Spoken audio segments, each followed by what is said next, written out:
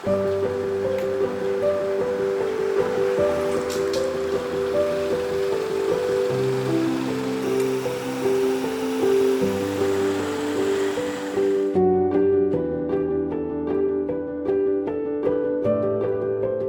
ខ្ញុំបាទឈ្មោះសៃហាជាដៃគូបើកបររបស់ថាដាខ្ញុំបាទបានជួបបញ្ហាគ្រោះថ្នាក់ចរាចរណ៍នៅម្ដុំ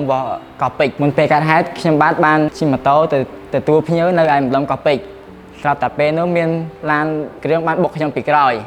បណ្ដាខ្ញុំដួលបន្ទាប់មកទៀតក៏មានម៉ូតូមួយគ្រឿងបុកពីក្រោយពេលនោះខ្ញុំក៏បានសន្លប់បាត់ស្មារតីបន្ទាប់មកក៏មានបងប្អូនប្រជាពលរដ្ឋនៅទីនោះតាក់ទងទៅឡានពេទ្យនឹងមានដៃគូថាដារបស់ក្រុមហ៊ុនថាដាគាត់បានបើកបរតាមនោះឃើញក៏គាត់បានឆាតចូលក្នុងក្រុមរបស់ថាដារថយន្តសង្គ្រោះក៏បានបញ្ជូនខ្ញុំទៅដល់មន្ទីរពេទ្យបន្ទាប់ពីខ្ញុំចូលមន្ទីរពេទ្យនៅក្នុងបន្ទប់សង្គ្រោះមិនទាន់ហើយក៏បានតាក់ទងទៅខាងក្រុមហ៊ុនថាដាដើម្បីផ្ដល់ព័ត៌មានគ្រោះថ្នាក់ចរាចរណ៍ទៅគាត់ពេលនោះខាងក្រុមហ៊ុនបានផ្ដល់ព័ត៌មានមកវិញថាខាងក្រុមហ៊ុនមានការធានារ៉ាប់រងបន្ទាប់មកខាងក្រុមហ៊ុនក៏ប្រាប់ខ្ញុំថាឲ្យរក្សាទុកពីកាយប័ត្រដែលបានស្នាក់នៅមន្ទីរពេទ្យនឹងការចំណាយទាំងប្រមាណ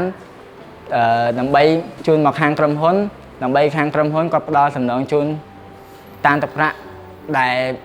ព្យាបាលនៅក្នុងមន្ទីរពេទ្យនោះជាចុងក្រោយខ្ញុំបាទសូមផ្ដាំផ្ញើទៅខាងបងដៃគូបើកបររបស់ថាដាទាំងអស់និងប្រជាពលរដ្ឋដែលបានធ្វើដំណើរជាមួយនឹងខាងម៉ូតូថាដានៅពេលដែលយើងជួបបញ្ហាគ្រោះថ្នាក់ចរាចរណ៍ខាងក្រុមហ៊ុននឹងផ្ដល់ជាធានារ៉ាប់រងជូនយើងដូចជាផ្ដល់សំណងទឹកប្រាក់នៅពេលយើងព្យាបាលនៅមន្ទីរពេទ្យខ្ញុំបាទពិតជាបានទទួលការធានារ៉ាប់រងពីខាងក្រុមហ៊ុនថាដាមែនសូមអរគុណជំរាប